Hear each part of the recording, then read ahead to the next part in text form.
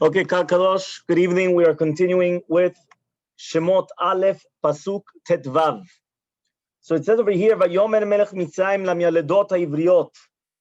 It's brought down over here. Why is it brought down Vayomer Melech Mitzrayim and not in plural? Which means until here, everything that we spoke about was always in plural. For example, it says Vayasimu, right? Vayasimu, V'cha'ashir ya'anu oto, Vaya'avidu, Vaymareru. Everything was Lashon Rabim. Yeah, everything was in plural, right? Why is it that he always says Lashon Rabim, and all of a sudden now it says Lashon Yachid? So explains the Or HaChaim HaKadosh, Kol HaMa'asim HaElu, so Yahu ve'amo. Just like we explained yesterday, I think it was, right? Everything that was done by the nation was Paro with his nation, except for this. This was the only thing that it was besod. It was in secret, if you remember, we explained. So therefore, nobody wanted that. The Jews shouldn't even realize what was going on. So because of that, he said it B'lashon Yachid. Everything else, when they were going to cause them hardships and all these things, it was the nation was with him. Everyone was together. This was in a secret, hash hash. So because of that, Vayomer Melech Mitzrayim Lamyaledot HaIvriot. Shema Achat Shifra v'Shema Shenit Pua. So he says, explain to me something. Says Ibn Ezra, you're going to tell me now that it was enough? You're going to tell me there's enough 2 maidservants for all of Am Yisrael? Yeah, for Shishim Ribo, enough 2 maidservants. Right, 2 midwives. Yeah, full job. Yeah, yeah, you know what that is. And they bring 6 together. Yeah, v'yesh lomar ki elu shtehen hayu sarot al kol hamilodot. So the first answers are very simple answers. These were the ones in charge. These were the ones in charge. The one on top, as if to say, the supervisors or the the menalim. These are okay, fine. Let's say Ibn Ezra. Now it says, Hu Shifra Yochevet. Why? Shemeshaperet et avlad. What does that mean? Kolomai sha'ita menaka et avlad sheyatza melukhlach bedam.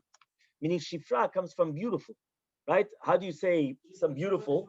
Shufra. Yeah? What does it mean, Shufra? Shufra means beauty. Yeah? Or Shefer Arag also, beautiful, something very, very beautiful. Yeah, you say in Hebrew, Shufra the Shufra. Yeah, something, the beauty of the beauty. So he comes and he says, so therefore the same thing. It says here, if the baby comes out, it's all meluklach with dam, with this and that. So what do? She cleaned up the baby. Davar acher, another explanation. Sheparu v'ravu b'Yisrael b'yamea. That it was because of her that they started multiplying. They started procreating. That's why Shifra sheparu v'ravu. Davar acher, sheshipra ma'aseh lifnei Elokim. She beautified her own actions in front of HaKadosh Baruch Hu. So it's another reason why she's called Shifra. Davar acher, look how many explanations. כי דרך המילדות שלפעמים שהוולד נוצר מת, לוקחת המילדת שפופרת של קנה, ומשימה תוך מאיו של הילד, ומנפחת בו. he says, ומשיבה רוח לילד. וזהו שפרה לשון שפופרת. What does that mean? Until today they do it, right? And they use what's called oxygen. Yeah, but what happens, right? In the olden days, if a child will be born without oxygen, they would take a shfoferet, which is basically like this long reed, yeah, that was hollow, and then they would come and they would blow, so that when you're blowing into the lungs, you would start blowing some oxygen in order to revive it. So he says that's exactly why Shifra comes from the word shefoferet, which means that's why she was called Shifra, but she used to revive it. Nowadays, right, what do? Immediately the child is born, and boom, they put inside of it a tube, which goes down, straight down, and it automatically starts with oxygen, starts pumping oxygen. But in olden days, you had to use this tube, the shfoferet. So that's why she was called Shifra. You think she didn't know how to do that? They know how to do that. This is all based upon whether it's a Shemot Rabbah, the Balaturim, and the Gemara Mesechet Sotah. Pua. Who is Pua? Miriam. Al Shem Shepua Medaberet V'Ogal Avlad, because she's speaking to the child. So he says over here, yeah, Kederech Anashim Faisot Tinok Abocha, just like the women come and they try to appease a baby that's crying. And the Tosot and Mesechet Sotah Yudalef Amubet says, Piresh Rabbeinu Hananel, לוחש אל אחישה ויוצא אבלד, כמו שעושים אלו עכשיו באוזני האישה. It's another thing. You know what Pua comes from? Not because of the child, because of the mother. She used to come to the mother's ear, and she used to tell her a lachash. And all of a sudden, boom, pop. Yeah? And then the baby would come out. Yeah? So because of that, that's why she was called Pua.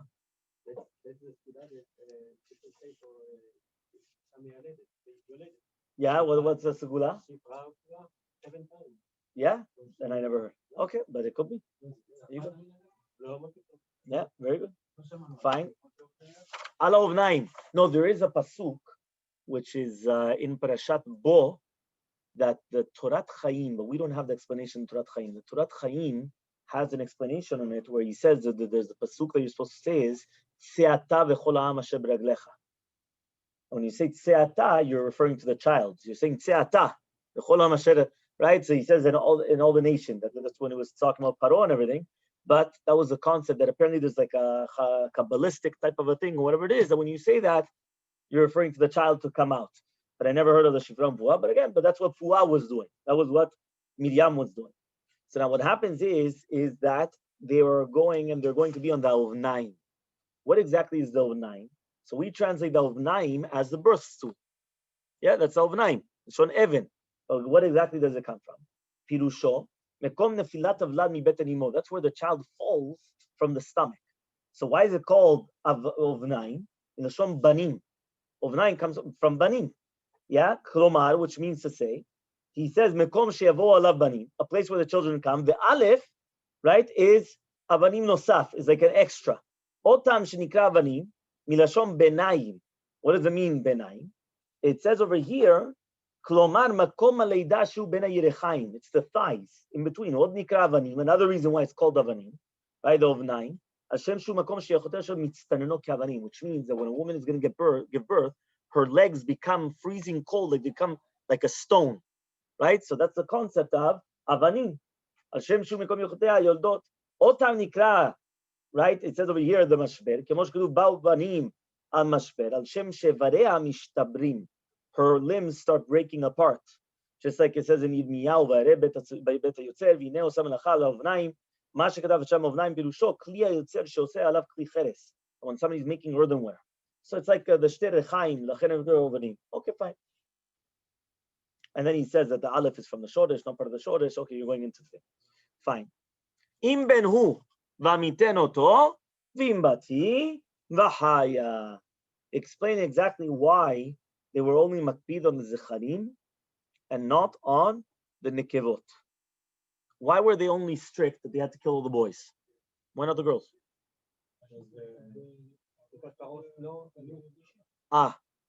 Yeah, you agree? Everyone agrees? So he says over here, the tam sheloya makpid rak al zecharim. Rashi explains because the Yitztagnunot said that in the future there's going to be a boy that's going to be the salvation. He said. So therefore, it's also Yonatam Uziel. The Lekach Tov brings down another reason. Listen to this reason now. The reason that you just said was Rashi. I'm going to give you another reason now. The Lekach Tov says that they were full of promiscuous people. So Amar Lahem, so he told them, Vimbati v'chaya. Yeah, if it's a girl, let them live. Why? They wanted that all the Jewish girls would get married to the what? To the Egyptians. They purposely wanted that. And by the way, you should know that's even until today. Even until today, yeah, it says over here, okay, we'll explain in a second, but let's start. I'll continue and then we'll explain. The Ohr HaChaim HaKadosh says, the atzat chokhmah, he did a lot of chokhmah, shelo yuchal la'alot me'aretz, because they would never be able to get out of the land. He begins at Yagub, because if they kill all the men, there's going to be too many women. Now what happens? A woman, tav lemeitav tandu, right? Meitav amilata. What does that mean?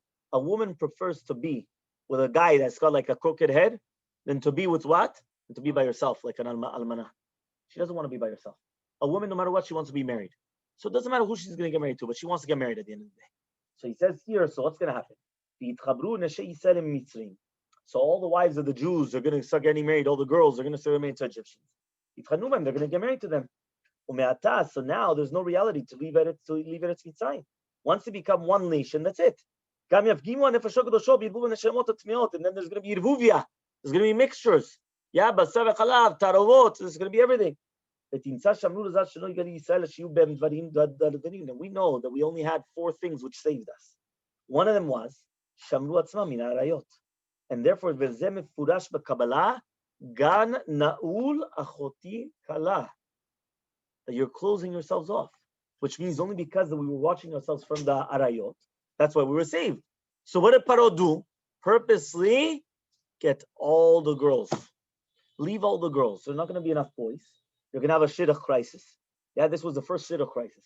Yeah, in mankind. It wasn't only just today.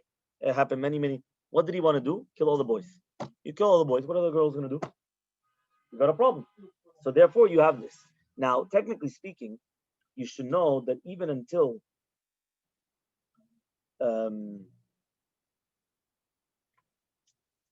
today, this is a very big problem, because at the end of the day, they purposely wanted to do it in such a way, such a fashion, that they would be forced, as if to say, to get married within the goyim, and that's what they wanted. They didn't want that they should be separate, you should be segregated. They wanted us to get married together, so that was going to be a problem. Now it says here, but what happened? They went, and they feared Hakadosh Baruch Hu.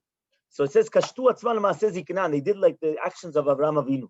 Just like Avraham Avinu says, Ki ata yadati ki Elokim ata. Then now we know that you guys are God-fearing. So too they said, Vatirena, they're God-fearing. Amra, they said, Avraham Avinu alav shalom, he opened up a pundak, and he was feeding everybody, whether they were adelim or not. And us, not only you're not going to feed them, we're going to kill them. How could that be? So therefore they went against. They weren't going to kill the children. They went against it. However, though, what does it mean then when it says, "Vatirena miyaladot Elokim velo asu kasher diber el Mitzrayim"? They didn't do that which the king of Mitzrayim told them. So the Gemara Masechet Sotah says, right? Velo asu kasher diber lahen. What is alehen? On them. What do you mean on them? It should be lahen, to them. Whatever he told them. What is alehen? Amar Rabbi Yosef Rabbi Hanina melamed shetavan lidvar avera velo nitbeu. He wanted them to do an avirah with him, and they didn't let. They didn't want. Right? Biur divrem piresh Rashi. The makshav alehen is mashma liske biyah. Hashom ve'evo elea. However, though the Midrash Lekach Tov says the girsa is kasher amar lahen mi ba'eleh. Ma'u kasher diber alehen. Meaning it wasn't to do with the lahen or alehen. It was to do with amar or diber. Yeah. El amar Yosef Echim melamed shetavan lidvar avera velo nitbeu. The same thing. Ketiv hacha kasher diber uchtiv hatam kedabera el Yosef yom yom. Right? Just like over there, it was dibur of erva. So to hear dibur of erva. So whichever way you want to learn it, whether it was because of diber instead of amar, or whether it was lahen instead of alehen, whichever way you want. But the concept was that he wanted to do an avirah with them, and they did not want. They didn't agree to paro. So because of that, right? What does it mean, techayena et ha'iladim? Listen to this. It says here, Tana lo dayan shelo imitu. Not only did they not kill the children, says the Gemara Masechet Sotah Yud Aleph Amud Bet, hayu mesapkot lahem mayim u'mazon. They would give them food. Imagine, you have here, think about it. They're doing the exact opposite of what Paro did. Not only didn't they listen to Paro, they lost some of pas, as they say, no? They don't care. No. They gave them food. How could they do such a thing? You're going to tell me, how do you do such a thing? Not only don't you listen to the king, but now you're going to do the opposite. So he says, Rashi says, they should have only written, they didn't kill the children. Why did it say techayena et ha'iladim? Techayena et ha'iladim is the exact opposite. Not only didn't they kill them, they revived them. They gave them and they instilled them life. So the truth is, the shiur, which is to do with Nashim Tzadkaniyot, that I sent out today, was to do with this pasuk. Techayena et ha'iladim. Beautiful yesod. Yeah, but look at the video. Yeah, it's 15 minutes, but it's worth it. Beautiful. I saw it, I found it, I gave it over. Something incredible. However, though, here he says, you know what it means? That techayena mashma shayu misayin lachyotan. They helped them to make them live. Shayu tomnot otan bevaterim galim. They actually hid them in their houses and they grew them up. Shemot Rabado write down that there were some of them that were aniyot. They were very poor. They used to come. They used to take the water and food and everything from the house of the rich women, and then they used to give it to the aniyot. And that's the explanation of techayena et ha'iladim. Now, how are they doing such a thing? You understand? So it says over here, they went and they told, right, as follows. They went and they told, right, Madua sitem et hadavar hazeh. That's what Paro came and he told them, right? He says it's like lashon tochacha. He's telling them off. What are you guys doing? Yeah. So they went and they said, what happened? Listen to this yesod. He comes and he says, "V'chen ketav ha'or ha'chaim hakadosh." They never gave food and water until today. But now that Paro commanded them to do this, to kill them, now they did it. Why? Very simple. What happens now if a child is born and then the child dies? Now they didn't kill it, but what are people going to say? They killed them. So what did? They purposely wanted to go against that. They purposely wanted to come and to make sure that they would never die. To be motzi et atzmam me'achashad. So what did they do? They brought everything and they did everything in their power to make sure that they don't die. Yeah, just to stay clean. But think about it. If not, I'm always going to say, now I know. This one, she was killing them. This one, and it comes out even until today. How many times do they find out that this nurse came, she was killing patients, the other one, the this, the that, and it comes out. You don't see it. So, the same thing. But now he says, comes Paro, and he says, Madua. En Madua, lashon tochacha. The word Madua is tochacha. The domelo Madua lo chilitem chochem. Why didn't you finish your amounts? Madua lo chatanu. Why didn't you eat the chatat? V'ikar amila pilusha. What is the ikar amila? Madua ma de'ah. What does that mean? Yesh badavar zeh. Ma de'ah yesh badavar zeh. What is your da'at in this? Meaning, why are you doing this? What are you thinking? That's Madua. Madua is why. But where does it come from? Ma de'ah. What are you thinking about? What are you thinking about? So what's going on? So what happened? Yeah, so he comes. So what happened then? How did they answer Paro? So he says, you know what? He answered Paro. Listen to this answer. And the mamash, this is exactly like the Orach Chaim HaKadosh. The Orach Chaim HaKadosh, we're learning a lot of Orach Chaim in this Parashat. And listen to this Orach Chaim HaKadosh. He says, you know what it was? They answered that we had to actually become very, very close to the not to the babies, the mothers, right? To the ones that are giving birth. He says, why? Because if not, then we're always going to be suspected like murderers. So what do? We come and we always used to bring food. And now the mothers, oh wow, look how nice these women are and everything. And then what happens? We come, we bring food. We thought that they didn't give birth. And then what happens? We find that they already give birth. Now what are we going to do? You're going to take the food away? Obviously you're not going to take the food away. So then it's a problem. So because of that, it took away Paro's chashad. Basically, they were saying, Paro, listen, we're just as smart as you are. If we're going to come and all of a sudden every single baby that we come into, all of a sudden they come out dead, somehow miraculously, they're going to hate us. And they're going to start suspecting us of murder and everything else. So what do we do exactly? Very simple. Every single time we're going to bring food, we're the best friends of the mothers. They're never going to suspect that we're going to kill their children. But then what happens is we bring the food and all of a sudden they give birth. So another one, and another one, and another one. And that's why he said, Kichayotena, what do you want? By the time we get there, they're already born. And then that's it. So now the opposite, not even answer themselves up. And they made themselves look like tzaddikim for Paro. So that was the best. So what does HaKadosh Baruch Hu do? HaKadosh Baruch Hu gives them good, Fayas lehem batim, and he makes for them houses. Yeah, what are the houses? Huh? So it says here, mitam ze klomar begin shekatuv vayas lahem belashon zachar. Some people say, we all know the famous one, Rashi. I'm not even bringing down what's famous. What? Yeah, Kohanim, right? Kohanim, the Malchut. Yeah, he says, but there's one more thing here. He says, you know what it was? Vayas lahem batim was not, right, Hashem to the midwives. Who's vayas lahem batim? Paro to the Egyptians. Listen to this. This is a Midrash Lekach Tov, Rashi, Malbim. He comes and he says like this. He says, some people explain the Masha Katav Vayas Lahem Paro Asala Mitzrim Batim. Klomar, which means to say, Vahiki Yaru Am Yeledot Et Elokim. Now that all the midwives there are God-fearing, which means Paro knew the truth. He wasn't a fool. He knew what was going on. They answered themselves up very, very nicely, but he knew exactly what was going on. So what happened? That was they feared God. He was mitaesh. He gave up hope from the midwives because he knew that they weren't going to do it. So what did he do? He put the houses of the Egyptians to be neighbors to the Jews. The second that a boy is going to be born, they hear it because the child starts crying.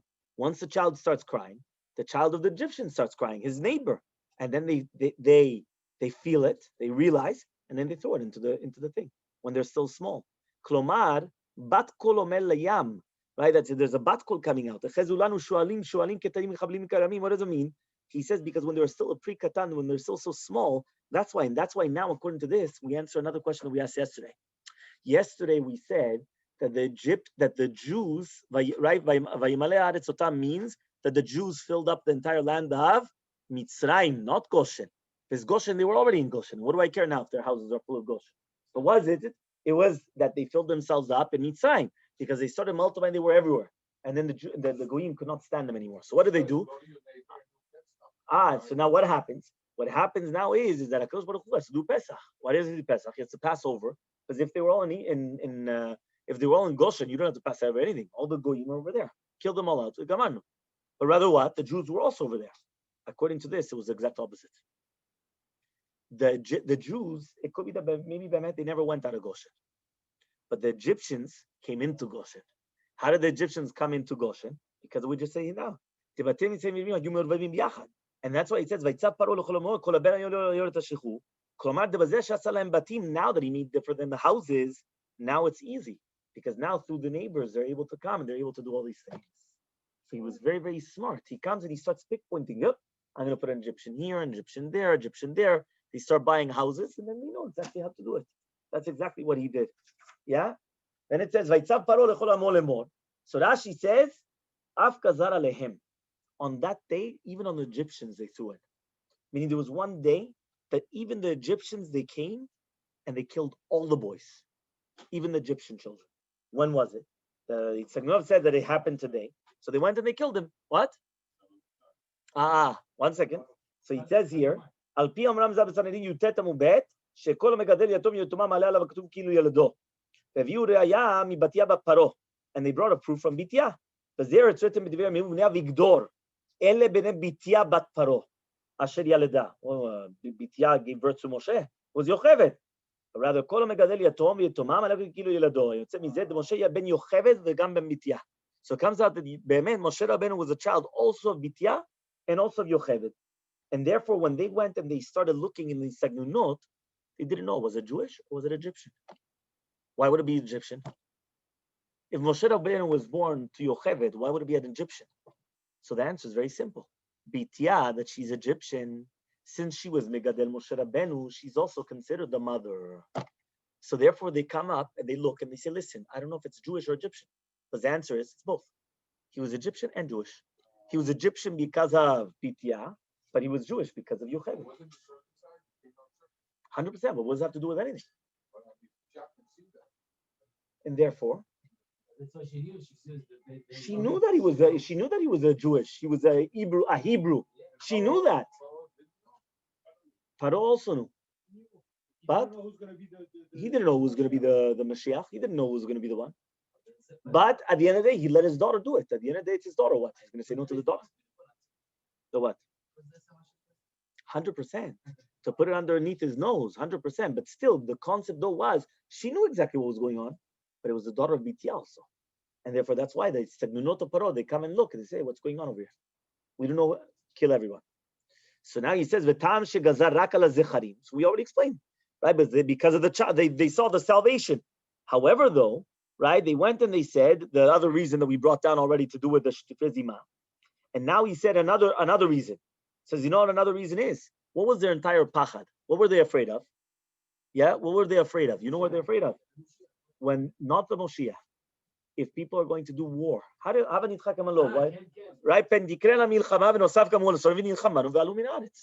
Forget about them leaving. They're going to smite us. They're going to kill us a lot. Why? There's going to be a war and that's it. Do women go to war? Women don't go to war. So because of that, they didn't care about the women. They only wanted the men. The Chizkuni comes and he said, they said, right,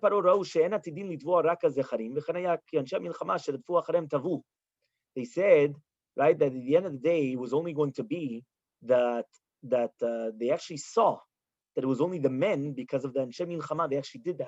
They saw that they were, as if to say, going to come and going to kill the Egyptian men. When did that happen? Alayam. Meaning by Kriyat Yamsuf, the Jews, Ki'ilu, they were the ones that drowned the Egyptians. So the Tztagnunot of Paro are coming and they're telling Paro, we have to get the men because the men are going to do this to us. So Paro says, they're going to drown our men in the water. We're going to show them. So what do? All the men drown in the water. That's why they went for the men.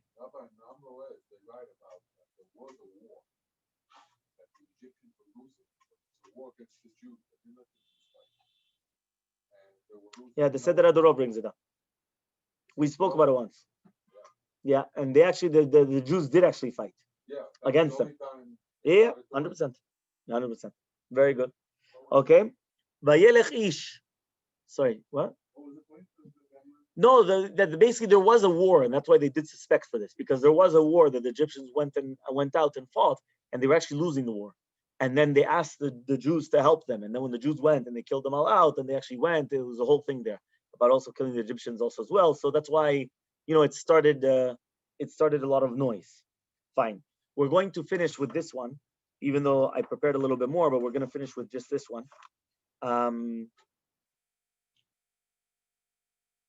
Which goes as follows. Yeah, it says over here, Vayelech ish mi bet Levi. Yeah, so a person came from the house of Levi. What does it mean here? Ish, the kavanah is to Amram. Yeah, this is Perek Bet, Pasuk Aleph. We're talking about Amram. And it says, Vayikach Amram yocheved dodot. So why does it call it Ish? Because Ish, mashmauto is Gadol b'Yisrael. And when you say Ish, yeah, we say, right, to Mordechai, right, it's Ish Yehudi. An Ish is a very important person. Right, but it says Vaish b'meshol zaken. Then it says here the Chol Makon Shalem Ish Pirushot Tzadik Mumche. Chenu Lashon Mishnah. V'chen Amru b'Chazal b'Sota. That Amram was a Gadol Ador, and the Zohar says that Rabbi Avu says really be'emen Vayelech Ish is Gabriel.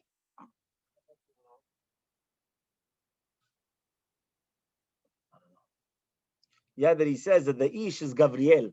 Shalach hu v'chzira le'Amram. So really be'emet the Ish was Gabriel. The Gabriel Malach. Where do we see the Ish was Gabriel? Very good, with Yosef. With Yosef HaTzadik, Vayimseu Ish. Yeah, who was Ish? Gabriel. Yeah? The guy who did the brothers, but now no, it was Gabriel. We're learning all the books in the No. Gabriel. Yeah? Gabriel. Yeah? So he comes and he says, so because of that, yeah, he says, yeah, that's not the New Testament, it's old one. Yeah? So he says, what happens is, so he comes and he says like this, he says that really, this was Gabriel that was one that brought him back. So why does it say Vayelech? Right? Vayelech, it says Shalach achar atzabito. He went after the advice of his daughter. It says Vayelech ish mi bet Levi. Lechanalach. Where did he go?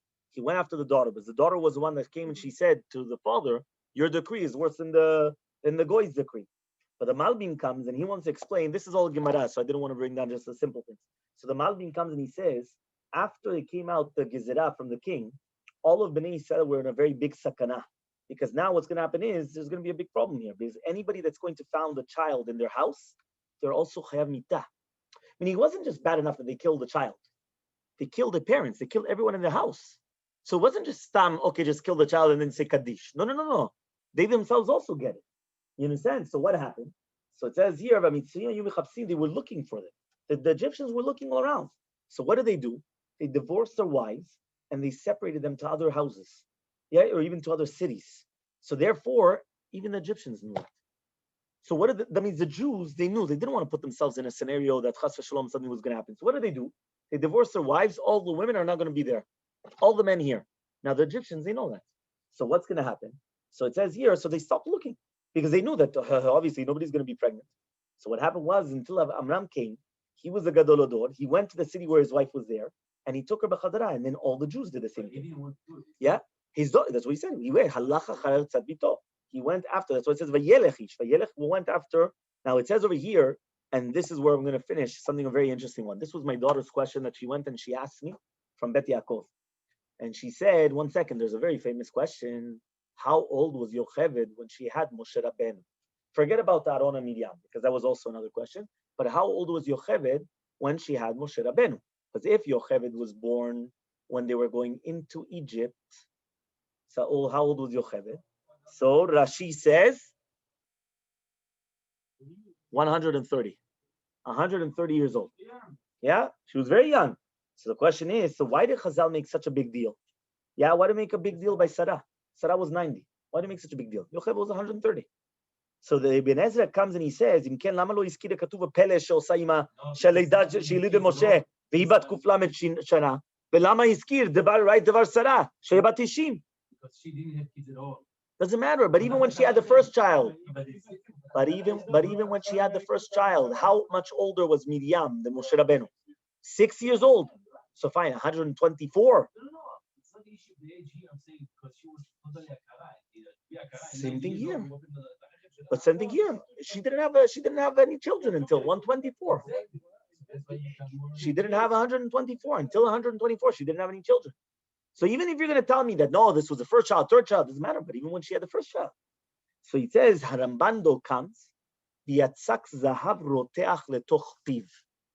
Look what the Ramban is saying, right on the Ibn Ezra. He says you have to be yotzek, you have to come and you have to pour zahav roteach, burning hot gold, inside of his mouth. The satar kol dvarav. He went against his entire thing completely. Uvdoch dvarav amar klal gadol. And he says an incredible klal. Listen to this klal, general rule. Ki hanesim hanaasim al yedei navi sheitnaveh ken mitechila, o malach niglam b'mlachot Hashem yaskirem hakatuv. Any miracle that is going to be done through a navi or through a malach, and he's telling us what's going to happen, the pasuk is going to mention it. However, though a miracle that happens on its own to help a tzaddik or to do bad to a rasha, the Torah and the Nevi'im is not going to mention it. Why? Because you don't need to mention it. That's the nature. The nature is that HaKadosh Baruch Hu will always help the tzaddikim, or he's going to punish the rashaim. So if there was nothing said about it, and all of a sudden something happened, okay, so it's going to happen. No big deal. Hashem always does miracles. Why are we going to mention this miracle?